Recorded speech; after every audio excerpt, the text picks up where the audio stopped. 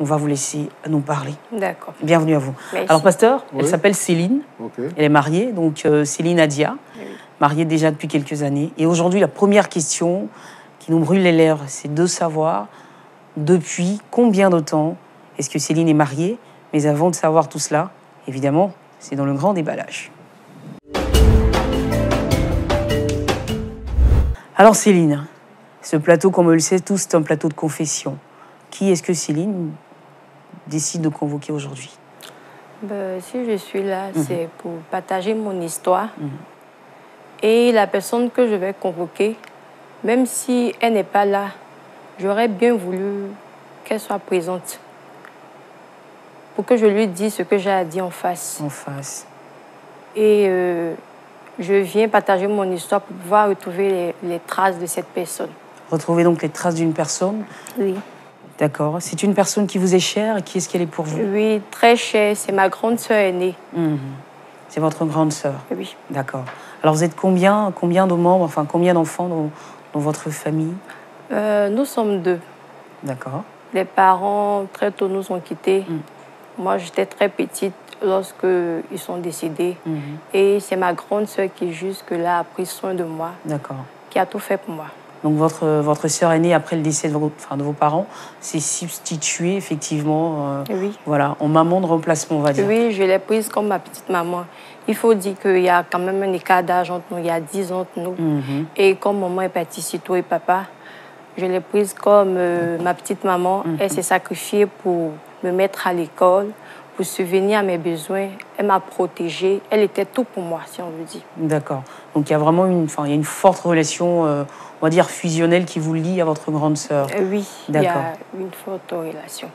Alors est-ce que votre sœur, je veux dire, après le décès de vos parents, s'est lancée automatiquement dans d'une activité, finalement pour être un peu autonome afin de pouvoir subvenir, comme on l'a dit, à vos différents besoins? Ma grande sœur était commerçante.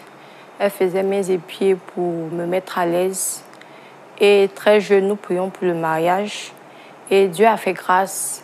Je me suis mariée très tôt. Très tôt. À l'âge de 22 ans.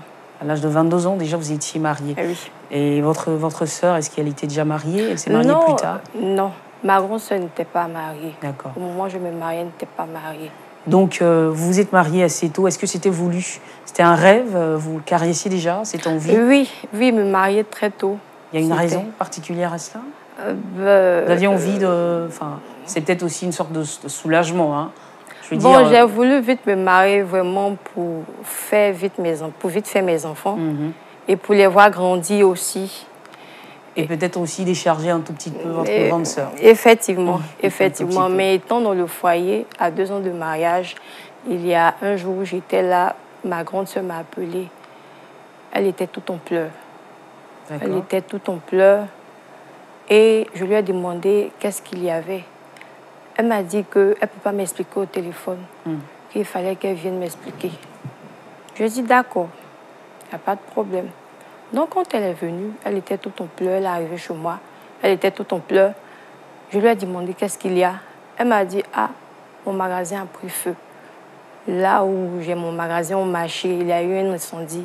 Et toute la marchandise, tout ce que j'ai pris à crédit pour vendre, tout est parti en flammes. Et vu la situation, vu qu'elle est tout pour moi, c'est toute ma famille, je lui ai dit, bon, tu n'as personne que d'autre que moi. Il serait mieux que tu restes chez moi à la maison. Et quand j'en parlais à mon mari, il m'a dit, il n'y a pas de problème. C'est ta soeur, c'est ta petite maman. Elle est de la famille. Donc, c'est ainsi que ma grande soeur est venue vivre avec moi. C'est-à-dire que vous aviez à ce moment-là 2 ans de mariage. Hein. Oui. Vous comptabilisiez 2 années de mariage, donc vous faites venir votre sœur aînée chez vous, histoire de lui, enfin, effectivement, lui renvoyer l'ascenseur. Okay. D'accord. Donc, il faut dire aussi que quand elle est venue chez moi, à 2 ans de mariage, je n'avais pas d'enfant. Je n'avais pas encore eu d'enfant. Et ma grande sœur est venue. Étant à la maison, c'était la bonne ambiance. Elle faisait tout. Est-ce que votre maison, est-ce que vous aviez une grande maison, c'était combien de pièces? 2 pièces? C'était 2 pièces. Mais avec tout ce qu'elle avait fait pour moi, on n'a pas regardé la petitesse de la maison. On l'a accueillie bras ouverts. C'est chez elle. Donc, c'est ainsi que nous l'avons reçue. Et cette cohabitation à 3, finalement, elle s'est révélée positive, apparemment. Oui. Quand elle est venue chez moi, j'étais à 2 ans de mariage. Et quand elle a fait, on partait dans 3 ans de mariage, voire un an de présence chez moi à la maison, les disputes avec mon mari avaient commencé. C'est là que tout avait basculé. D'accord. Au bout de 3 ans de mariage, finalement, il y a des tensions qui avaient commencé à se créer entre vous et votre époux. Tout a commencé à basculer avec mon époux. Et avec ce problème d'enfant, parce qu'il n'y avait pas d'enfant, toujours mon mari me jetait à la figure qui veut un enfant, tout ça. Il y avait une crise à la maison, la tension n'était plus la même. N'était plus bonne. Donc l'ambiance, finalement, cette ambiance assez simple. Oui, au début, on le faisait dans la chambre. Quand ma grande soeur est arrivée, c'est 2 pièces, une chambre-salon, c'est-à-dire. Donc quand elle est arrivée, elle dormait au salon. Et au début, nos disputes se faisaient dans la chambre.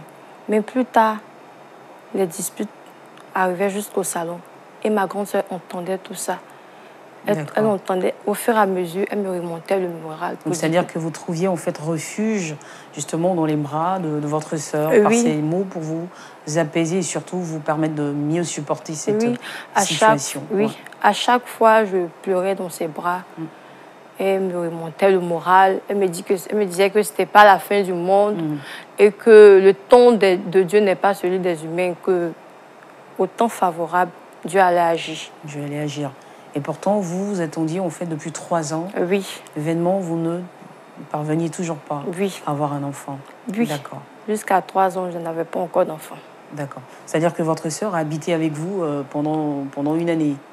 D'accord. Oui, elle a fait 1 an. Et comme je vous le disais, quand elle est arrivée, elle se faisait petite pour ne même pas nous gêner. C'était la bonne ambiance. Elle faisait tout. C'est-à-dire quand je me réveillais le matin avec mon mari, tout était fait. Le ménage, le petit déjeuner, elle prenait soin de la maison. Mais on partait dans la 4e année. La 4e année de votre mariage.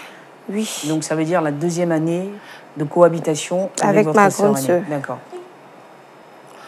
En allant dans la 4e année de mariage, il s'est avéré que sur 1-2 jours, ma grande sœur qui avait pour habitude de se réveiller tôt le matin ne le faisait plus.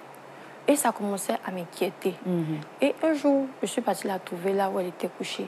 Je lui ai demandé, mais qu'est-ce que tu as? Qu'est-ce que tu as? Tu es pâle, tu vomis, qu'est-ce que tu as? Elle dit, elle n'a rien. J'ai dit, non, on va partir à l'hôpital.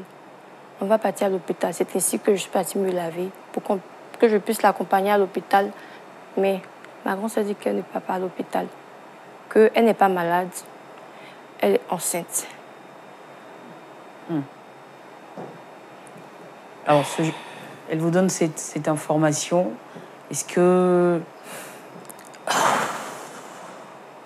vous aviez, je veux dire, est-ce que vous aviez vu venir cela? Est-ce que dans ces gestes, dans ces attitudes, ça pouvait se lire qu'il y avait une grossesse qui se cachait derrière? Oui, de la manière dont je la voyais, c'est ma sœur aînée. Je savais qu'elle était enceinte, mais vu le cas d'âge qui est entre elle et moi, je ne pouvais pas me permettre de lui demander si tu es enceinte, mais qui t'a enceinté. D'accord, parce qu'il y a énormément de respect entre vous et votre grande sœur. Donc pour vous, effectivement, lui demander qui était l'auteur de sa grossesse serait certainement à vos yeux comme un manque de respect vis-à-vis d'elle. D'accord. Donc quand elle m'a dit qu'elle était enceinte, j'étais toute heureuse. J'étais d'accord. Et elle m'a dit que moi, je la nourris déjà. Donc, ça ne serait pas bon qu'elle reste chez moi à la maison avec cette grossesse et qu'elle allait demander à partir. Je lui ai dit non. Chez moi, c'est chez toi. Tu ne peux pas partir. Et il y a des années que nous cherchons enfant dans cette maison. Donc, si tu es enceinte, c'est une occasion pour moi au moins de m'attacher à cet enfant, de me sentir comme une maman. Donc, chez moi, c'est chez toi. Donc, en fait, de vous préparer, vous, à devenir une future maman. Effectivement. D'accord. Effectivement. Donc, je lui ai demandé pardon de rester. Elle dit, il n'y a pas de problème. Quand j'ai annoncé la nouvelle à mon mari, il était tout heureux aussi. Il dit qu'elle pouvait rester, il n'y avait pas de problème. D'accord.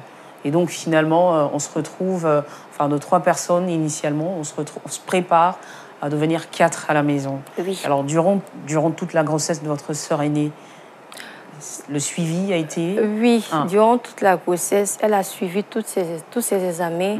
Elle a fait tout ce qu'il fallait faire et elle a eu les médicaments qu'il fallait. En tout cas, la grossesse a eu un suivi normal. Normal. Jusqu'à l'accouchement, tout s'est bien passé. J'étais très heureuse d'être tante d'ailleurs. Donc vous l'avez, enfin, je veux dire, vous avez aidé votre sœur aînée justement dans l'achat de tout ce qui est trousseau Effectivement, pour le bébé. j'ai fait le trousseau. Je l'ai prise en charge vu qu'il n'y avait plus d'activité et qu'elle était endettée. Donc, je l'ai prise en charge. D'accord. Et ça, vous le faisiez vraiment de bon cœur? Oui. Vraiment de très bon cœur. D'accord. Donc, au bout de 9 mois, il y a un nouveau venu qui pointe du nez. Oui. Un garçon, une fille? Un garçon. D'accord. Un garçon, quand il est né, à 1 mois, elle a demandé à partir. Je lui ai dit non, que c'est trop tôt. Tu viens d'accoucher. C'est préférable que tu restes, au moins pour que je puisse voir au moins le petit dans ses premiers pas. Donc, c'est ainsi qu'elle a décidé de rester. Et un jour comme ça, mon mari est quitté du travail. Nous avons fini de manger. Il est rentré dans la chambre. Et moi qui devais faire la vaisselle, je suis partie à la cuisine. Ma grande était en train de s'occuper de son enfant et ce petit a commencé à dormir. Et quand je faisais la vaisselle, elle est venue me trouver en cuisine. Elle m'a dit, je dois te parler. Donc, je n'ai même pas voulu l'écouter parce que je me suis dit que le je dois te parler qu'elle me disait, c'était pour moi une manière de me dire au revoir. Chose que je ne voulais pas entendre. Elle m'a dit que je veux te parler. Elle dit, oh, s'il te plaît, arrête ça. Elle dit, sérieux que je dois te parler. Elle dit, d'accord. Donc, tu attends que je finisse de faire la vaisselle. Elle dit, ok. Donc, quand j'ai fini de faire la vaisselle, ils sont partis au salon. Et arrivé au salon, elle m'a dit, je veux te parler en présence de ton mari. D'accord. Je lui ai dit, d'accord. J'ai considéré ça comme un au revoir, vu que nous l'avons accueilli tous deux. Donc, c'est mieux qu'elle nous... C'est normal si elle nous dit au revoir ensemble. Je dit, d'accord. C'est ainsi que je suis partie appeler mon mari. Je lui ai dit, ah, ma grande soeur veut nous voir. Et quand il est venu, il était assis. Et je vois ma grande soeur s'agenouiller et demander pardon. S'agenouiller devant qui exactement? Oh, Jésus.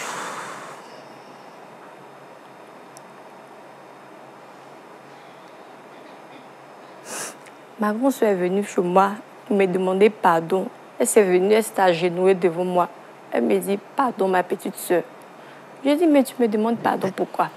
Elle me dit, non, pardon, ce que j'ai à te dire, c'est pas bon. Je lui ai dit, mais tu me demandes pardon, pourquoi? Faut te lever, s'il te plaît. Lève-toi, tu es ma grande soeur, tu n'es pas à t'agenouiller. Elle dit, s'il te plaît, pardonne-moi. Je lui ai dit, mais tu as fait quoi? Elle dit,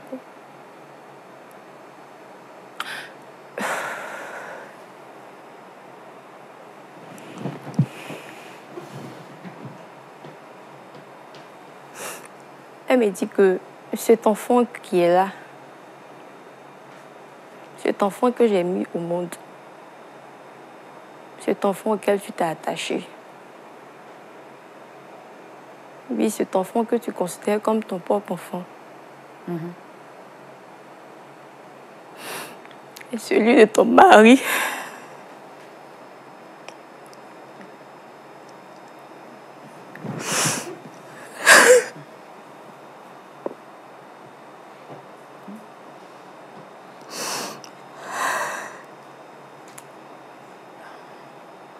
Alors, Céline, je veux dire, à ce moment, quand elle vous donnait cette information, il était âgé de combien de mois, le petit? Le petit avait que 5 mois. 5 mois. Quand elle me disait que cet enfant était l'enfant de mon mari, et moi qui ai demandé à mon mari, c'était vrai ce qu'elle me disait. Il a baissé la tête aussitôt, ne m'a pas répondu. Mais c'était en fait comme une confirmation. Il a commencé à pleurer.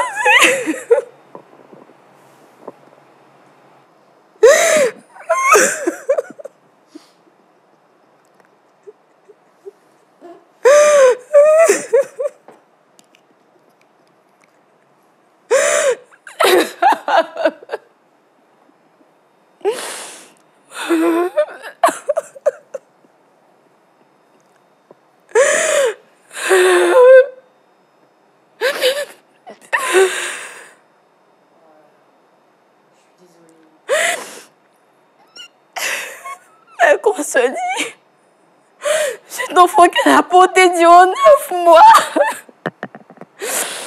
est celui de mon mari. Je n'arrivais pas à croire. Je n'arrivais pas à croire.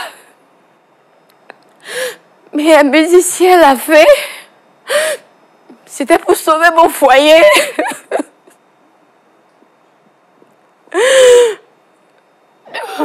Wow, Céline, je sais que c'est un exercice qui est très difficile pour vous en ce moment, de replonger vraiment dans ce passé-là pour nous ressortir cet épisode douloureux de votre vie.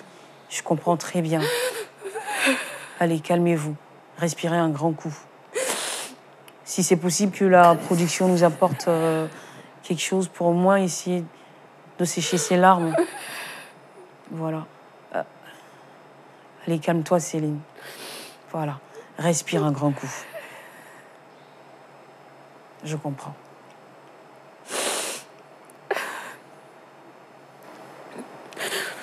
Donc, ma grande soeur me dit que c'était pour sauver l'honneur de mon foyer. Parce qu'elle avait assisté à tant de disputes avec mon mari. Elle s'est dit qu'en faisant cet enfant, il serait du même sang que moi. Elle n'aurait pas voulu que mon mari parte dehors pour faire enfant avec une inconnue. Raison pour laquelle elle-même est partie vers lui pour lui proposer. Je n'arrivais pas à croire comment ma grande sœur, qui a été une mère pour moi, qui a toujours été là pour moi, qui a pu faire ça avec mon mari. J'ai considéré ça comme une trahison, comme une insulte, une injure envers ma personne. Et mon mari n'a pas démenti ce qu'elle a dit. Aussitôt à cette même nuit, il pleuvait très fort. Sans même comprendre, je suis rentrée dans la chambre. J'ai pris toutes ses affaires. J'ai mis dehors. Je lui ai dit qu'elle ne pouvait pas rester dans ma maison parce qu'elle venait de me trahir. Elle m'a dit non, que s'il te plaît, ne te fâche pas. Ne te fâche pas. Si je l'ai fait, c'est pour sauver ton foyer. Si je l'ai fait, c'est pour sauver ton honneur. Je lui ai dit non, je ne veux rien comprendre. Tu es venu dans le but de m'arracher mon mari. Tu es venu dans le but de détruire mon foyer. Sors de chez moi. Et sous cette pluie, vous avez mis votre sœur à la rue. J'ai mis ma sœur à la rue. Elle m'a demandé pardon. Est-ce qu'elle est partie avec le bébé ce jour-là? Je lui ai dit de partir avec l'enfant. Elle dit non, que si elle a fait l'enfant, ce n'est pas pour elle. Que l'enfant pouvait rester. C'est-à-dire qu'elle vous faisait cadeau en fait de cet enfant? Oui. Ouais. Elle demandait à ce que l'enfant reste au foyer, qu'elle n'allait jamais le réclamer. Je l'ai mise à la porte. Vu que l'enfant dormait, je n'ai pas voulu le réveiller. Je l'ai mise à la porte, j'étais toute en colère. Et donc, sous cette pluie battante, vous vous êtes séparés aussi brutalement de votre grande sœur? Oui. Je l'ai mise à la porte. Et des jours après, elle est revenue à la maison. Mais cette même soirée, je veux dire, après qu'il soit parti avec votre mari, comment ça s'est passé ce jour-là? Avec mon mari, je ne pouvais pas le mettre à la porte vu que c'est mon mari. Mais j'étais toute en colère, j'étais fâchée, j'étais en pleurs. Lui aussi commençait à me demander pardon. Pardon pour ce qui s'était passé.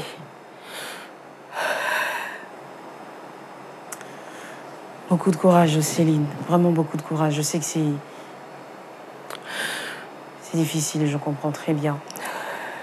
Alors, votre sœur part ce soir-là. Est-ce que les jours qui suivent, est-ce qu'elle revient vers vous, tenter effectivement de vous tendre à nouveau la main? Oui, la semaine qui a suivi, elle est revenue à la maison pour me demander pardon. Mais je n'ai pas voulu la recevoir. Je lui ai dit que ce n'était pas nécessaire, qu'elle ne faisait plus partie de ma vie, elle n'était plus ma sœur. Et des jours sur des jours, elle revenait jusqu'à ce qu'elle soit fatiguée. Et elle a arrêté de venir. Elle a arrêté de venir. C'est-à-dire qu'elle est venue, elle a tenté la réconciliation de plusieurs façons, en essayant de vous rencontrer, rencontrer physiquement, par le téléphone aussi, je suppose. Oui. Mais vous restiez sur votre position. Parce que vous voyez, en fait, cette action posée par elle comme une sorte de trahison. Et vous n'étiez pas prête à lui pardonner ça. Oui. D'accord. Donc, dès cet instant, je veux dire, après plusieurs tentatives, elle se lasse. Et elle ne vient plus, elle ne venait plus. Et nous sommes restés comme ça. L'enfant a commencé à grandir. Tout allait bien. Il faut dire que l'enfant, il est très intelligent. Il est très intelligent. Et quand elle est partie, l'atmosphère est redevenue comme avant. Mon mari, il n'y avait plus de crise, il n'y avait plus de tension. On est redevenu comme avant, comme nous étions au premier jour. Mais c'est vrai que quand même, je veux dire, vous avez mis quand même un peu de temps avant de digérer aussi ce qu'il avait fait dans les premiers... Oui, oui, mais c'est mon mari. C'est mon mari, je lui ai pardonné tout ce qu'il avait fait. Je lui ai pardonné. Et surtout quand vous voyez ce bonheur qu'il avait en fait oui, je lui ai pardonné. Et l'enfant a commencé à grandir. À 5 mois, quand elle est partie, elle a laissé l'enfant. L'enfant était déjà habitué à moi. Puisque quand elle était là, elle faisait 2 allaitements, elle donnait au sein et puis au biberon. Donc souvent, je m'occupais de lui. Donc ça veut dire que son absence n'a pas vraiment eu d'impact sur l'enfant. Oui, parce qu'à 5 mois, c'est encore un bébé là. À 5 mois, il est tout petit, donc il n'a pas encore la notion de la différence entre... Non. Je me suis occupée de lui comme mon propre enfant. J'ai assisté à ses premiers pas. J'ai assisté au premier jour lorsqu'il disait « maman ». J'étais toute heureuse. Et bien, l'enfant a grandi. Donc vous avez réorganisé toute votre vie, justement, autour de ce bébé. Oui. L'enfant était ma raison de vivre. Il était tout pour moi. Je l'aimais. Et aujourd'hui, il a quel âge, l'enfant? Aujourd'hui, il a 8 ans. Il a 8 ans. Oui. Donc il ne connaît que vous? Oui. Et son papa? Il ne connaît que moi, il ne connaît que son papa. Mais il faut dire que souvent, il me pose des questions. Parce qu'à chaque fois, les parents de son père viennent à la maison, ses soeurs, ses frères, son papa, et il connaît la famille de son père. Mais à chaque fois, l'enfant me pose des questions pour me dire « Maman, où est papa? Où est Mémé? Où est Pépé ?» Je lui dis que Mémé et Pépé sont au ciel avec Jésus. Mais il me demande si tu n'as pas de frère, de soeur. L'enfant, il est intelligent. Donc, il veut à tout peu des réponses à ces questions. Donc, à chaque fois que l'enfant me pose des questions, je pense automatiquement à ma grande sœur. Donc, ça veut dire qu'aujourd'hui, ça fait 8 ans et vous n'avez plus jamais revu votre sœur? Aujourd'hui, ça fait 8 ans. Ça fait 8 ans. Je n'ai pas eu de nouvelles de ma sœur. Je ne sais pas où elle est. Vous ne savez pas si elle est en vie? Je ne sais pas si elle est en vie, si elle est en bonne santé, si elle est mariée, si elle vit des situations difficiles. Je ne sais pas. Donc, si je suis aujourd'hui sur ce plateau, c'est pour vraiment la retrouver. Mais qu'est-ce qui a fait le déclic, en fait? Qu'est-ce qui a réveillé cette envie, soudainement, de retrouver votre sœur? En fait, quand je vois l'enfant, quand je le regarde, cette joie qu'il m'apporte, ce bonheur qu'il m'apporte, je me rends compte que ma sœur a fait des sacrifices. Je réalise en fait que ce qu'elle me disait dans le passé était vrai. Elle a fait pour sauver mon foyer. Est-ce qu'après cet enfant, vous en avez fait un autre? Oh non. Jusque-là, vous... Jusque-là, j'ai toujours pas d'enfant. Jusque-là, j'ai toujours pas d'enfant. Et vraiment, je ne remercierai jamais Dieu pour ce sacrifice. Elle n'est jamais venue réclamer l'enfant? Non, elle n'est jamais revenue. Toutes les tentatives qu'elle a faites, c'était pour la réconciliation. C'était pour que je lui pardonne ce acte de trahison qu'elle avait posé. Mais elle n'est jamais venue réclamer l'enfant. Et aujourd'hui, j'ai des regrets. Parce que je réalise en fait que ma soeur a fait des sacrifices pour sauver mon honneur, pour sauver mon foyer. Si elle n'avait pas fait ce sacrifice, mon mari était peut-être, je dirais, dans les bras d'une autre, ou bien il avait déjà fait enfant dehors. Mais ma soeur... Et donc, grâce à cet enfant aujourd'hui, on vous appelle oui. maman? Maman, je suis toute heureuse. on m'appelle maman. Et hormis elle, hormis moi, mon mari et elle, personne ne sait que l'enfant n'est pas de moi. Personne. Donc en fait, aujourd'hui, c'est vraiment un cri de cœur. Hein. Oui. Retrouver, vous êtes sur les traces de votre sœur aînée, que vous avez envie de retrouver pour lui dire que vous l'aimez, certainement, mais surtout que vous lui pardonnez aussi ce qui s'est passé. Qu'elle me pardonne tout ce qui s'est passé. C'est pas tout le monde qui peut faire ce sacrifice. C'est pas tout le monde. Il y a des gens aujourd'hui qui font des sacrifices ou bien qui sont des mères porteuses, mais demain, elles viennent réclamer leur enfant. Mais avec ma soeur, ça n'a pas été le cas. Ça n'a pas été le cas. Elle s'est sacrifiée pour moi. Et vous avez eu la confirmation après qu'il n'y a jamais eu, en dehors de ça, aucune liaison entre Oui, il faut dire que la même nuit où je l'ai mise à la porte, ça avait créé tellement de tensions. Les voisins sont sortis et ils ont vu tout ça. Mais après, ils m'ont dit que ils n'ont jamais vu ma grande soeur avec mon mari quelque part. Ils n'ont jamais vu pour dire qu'ils entretiennent une relation intime, une liaison. Ils n'ont jamais vu. Donc, en fait, avec tout ce film, je réalise en fait qu'elle avait fait pour mon bien. Vraiment, pour votre bien. Elle avait fait pour mon bien. Wow. Donc, aujourd'hui, c'est un cri de cœur que je lance. Je veux retrouver ma soeur. Je ne sais pas dans quelle situation elle se trouve actuellement. Je ne sais pas ce qu'elle fait actuellement, mais j'ai besoin d'elle. J'ai besoin d'elle. Et l'enfant aussi, certainement, il veut connaître sa tante, on va dire. Oui. Il veut connaître ma famille. Et comme elle était tout pour moi, de parents très proches, elle était seule. Mais aujourd'hui, j'ai plus personne. Vous n'avez plus personne. J'ai plus personne. Wow. Merci beaucoup, Céline. Merci pour votre histoire, merci pour votre témoignage. Et je prie que Dieu apaise en fait cette douleur-là, ce chagrin qui vous ronge depuis toutes ces années et que vous avez voulu aujourd'hui partager avec nous. Nous prions effectivement que Dieu puisse vous aider à pouvoir l'apaiser. D'accord? Voilà. Pasteur? Oui.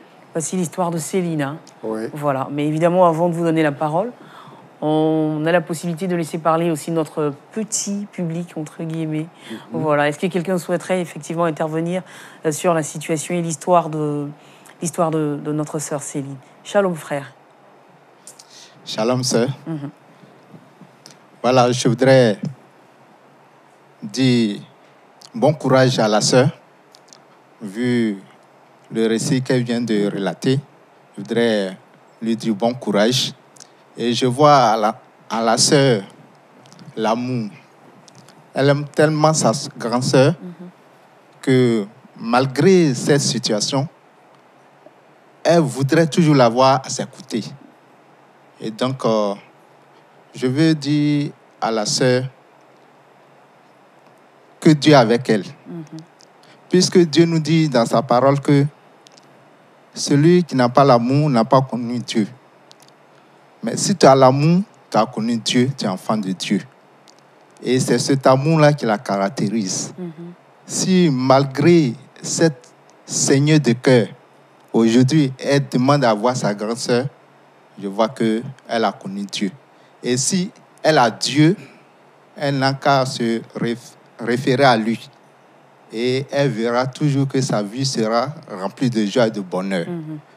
Donc, ma sœur, je voudrais te dire que la Bible dit dans 1 Corinthiens 13, verset 13, que voici les 3 choses demeurent. La foi, l'espérance et l'amour. Mais la plus grande, c'est l'amour. Et comme tu as l'amour, je sais que le Seigneur ne va pas t'abandonner. Et cette situation ne serait qu'un passé. Et je vais te dire que la deuxième gloire sera plus grande que la première. Que le Seigneur te bénisse, qu'il te soutienne. Amen. Merci beaucoup, frère. Je pense que c'est les paroles en fait dont vous avez vraiment besoin pour vous fortifier, d'accord, et surtout pour vous dire que vous êtes une grande personne, hein, avec une hauteur d'esprit pour venir sur ce plateau et partager des histoires aussi personnelles et intimes. Merci beaucoup. Alors, pasteur, Oui. Voilà, je pense qu'on va vous donner la parole. Oui. Et vous savez toujours que ça se passe, bien sûr, à la loupe du pasteur. Ok. Shalom. Re-shalom, pasteur. Oui, J'ai écouté l'histoire de Céline. Et je voudrais dire merci au Seigneur. Le premier point que je voudrais relever, c'est que la raison pour laquelle le Seigneur Jésus est mort, c'est parce que nous sommes des pécheurs. Jésus est mort pour que nos péchés soient pardonnés. Dieu nous bénit, Dieu répond à nos prières selon sa volonté. Quand on parle de la volonté de Dieu, c'est ce qui n'a pas de rapport avec le péché. Alors, la grande sœur de Céline dit qu'elle a entendu les palabres qu'il y a entre elle et son mari, donc elle veut sauver le couple de sa petite sœur qui serait considérée comme sa fille. Donc elle veut sauver son couple. Elle fait la proposition au mari de sa sœur ou de sa fille de coucher avec elle. Non, c'est une abomination. C'est vraiment une abomination. Et quelles que soient ses intentions, moi je ne saurais justifier cela. Elle est à blâmer. Et comme la Bible le dit, le salaire du péché, c'est la mort. Mais le don gratuit de Dieu, c'est la vie éternelle. Pour parvenir au salut, il faut reconnaître Jésus, demander pardon pour ses péchés. Donc je pense qu'elle doit demander pardon pour ses péchés. Et si elle ne tombait pas enceinte? Parce qu'elle pouvait ne pas tomber enceinte pour donner un enfant à ce monsieur-là. Il se trouve que les deux sœurs ont un seul mari, elles ont vécu sur le même toit. Non, ça, c'est pas faisable, c'est pas bien. C'est pas du tout bien. Et moi, je ne peux pas accepter ça, je ne peux pas tolérer. Même s'il y a eu un enfant, comme Céline le dit, qui fait aujourd'hui la joie de la famille et tout ça, moi, je pense que c'est une abomination. C'est pour ça qu'elle-même, en apprenant que sa sœur, qui est considérée comme sa petite maman, a fait l'enfant avec son mari, sans autre mesure, elle a mis dehors. Elle a mis dehors. Et ça fait 8 ans maintenant qu'elle est dehors. Elle n'a pas voulu entendre raison et tout ça. C'est parce que c'est vilain. Et si on envoie ça au milieu du village pour en parler, vraiment c'est vilain. On ne peut pas accepter ça. Donc, bon, heureusement que, je peux dire entre griffes, qu'elle est tombée enceinte et qu'elle a fait un enfant. Mais si elle n'était pas tombée enceinte. Maintenant, ça, c'est le témoignage des voisins, peut-être avec les personnes avec lesquelles elle parle. Si peut-être les personnes là voulaient lui épargner une autre crise, pour dire que non, on ne l'a jamais vu avec ton mari. Mais le péché, quand il naît, c'est facile de tomber dans le péché, mais c'est difficile d'en sortir. Pour sortir du péché, il faut être délivré. Et c'est le sang de Jésus seulement qui nous purifie de tout péché. Sinon, par nos propres moyens, on ne peut pas en sortir. Donc, nous, on peut trouver que ce chapitre-là est voilé. C'est-à-dire que la relation qu'il y a eu entre ce monsieur-là et cette femme-là, après que l'enfant soit né, on peut dire que cette partie-là est voilée. Mais la deuxième chose, c'est que lorsque une situation se présente à vous, en tant que chrétien, la Bible dit que si vous vous fâchez, que le soleil ne se couche pas sur votre colère. Si vous vous fâchez, ne péchez pas. Elle est venue lui demander pardon. Elle a dit, voilà ce que j'ai fait, je suis venu demander pardon. Bon.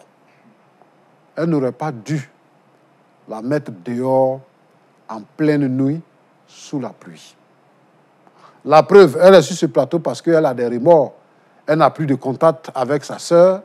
Elle ne sait pas si elle est vivante, si elle est morte, où elle se trouve, quelle est sa nouvelle situation de vie, et tout ça, alors que la dame traversait des situations.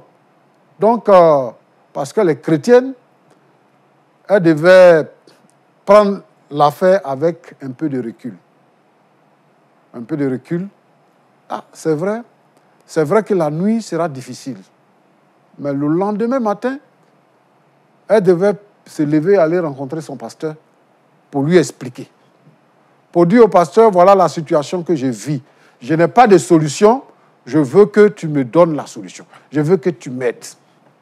Ce que je ne sais pas, je ne sais pas si sa soeur était chrétienne aussi, je ne sais pas si son mari est chrétien, mais il aurait fallu qu'elle aille voir le pasteur, rencontrer le pasteur, pour expliquer la situation au pasteur, pour que le pasteur lui donne des directives.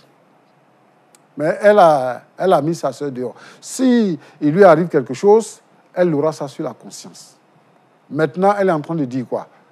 Que ouais, l'enfant lui procure beaucoup de bonheur et que les gens ne savent pas que ce n'est pas son enfant et tout ça.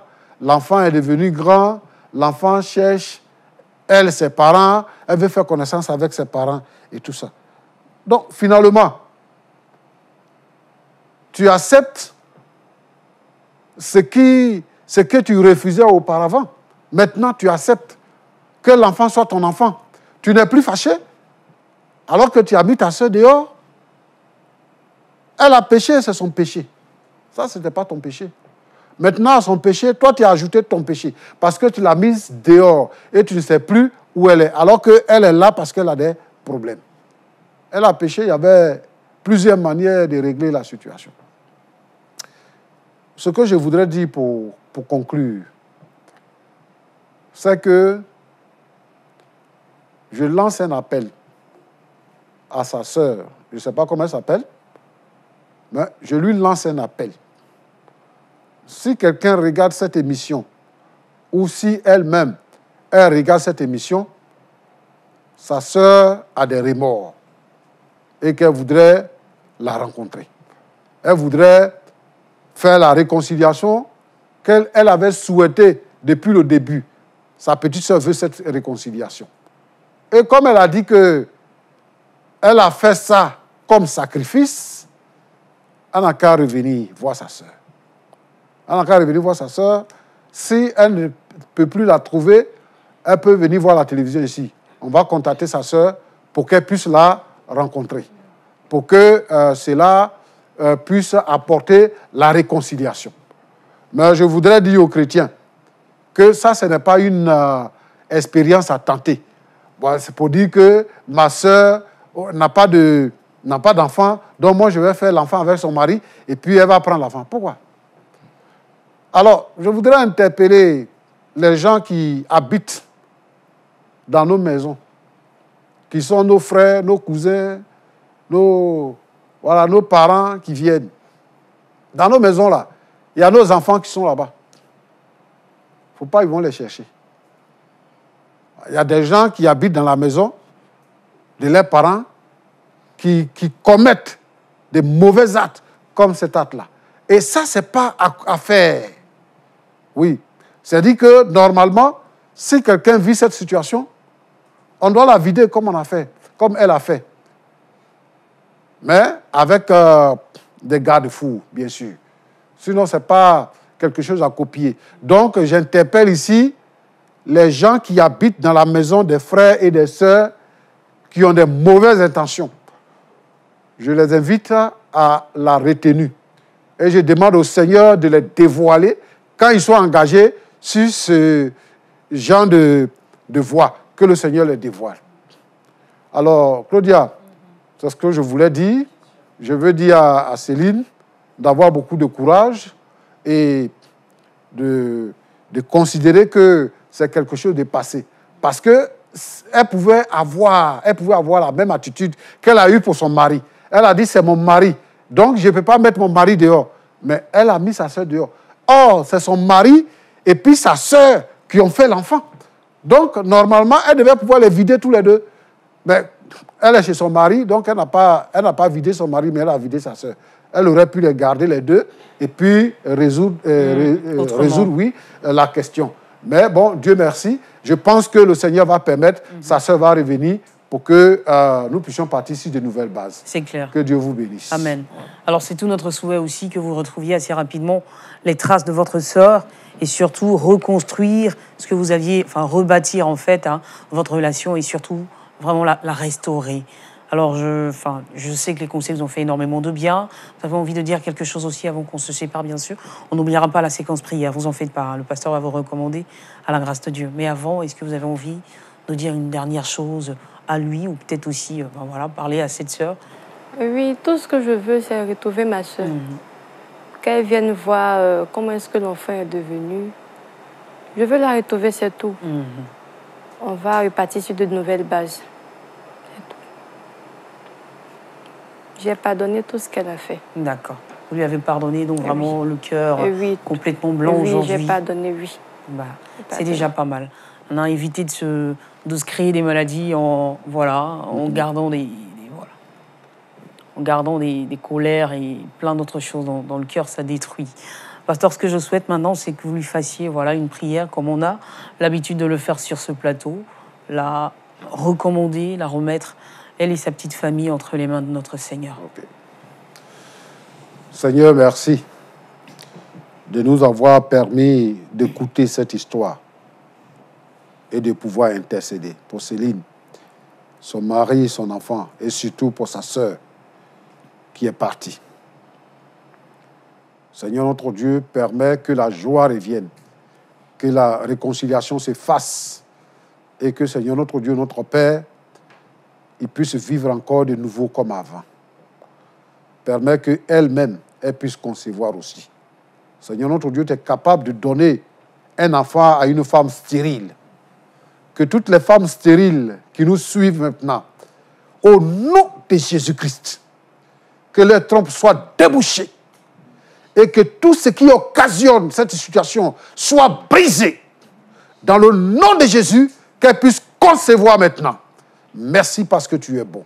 Bénis chacun et bénis sa petite famille au nom de Jésus. Amen. Amen.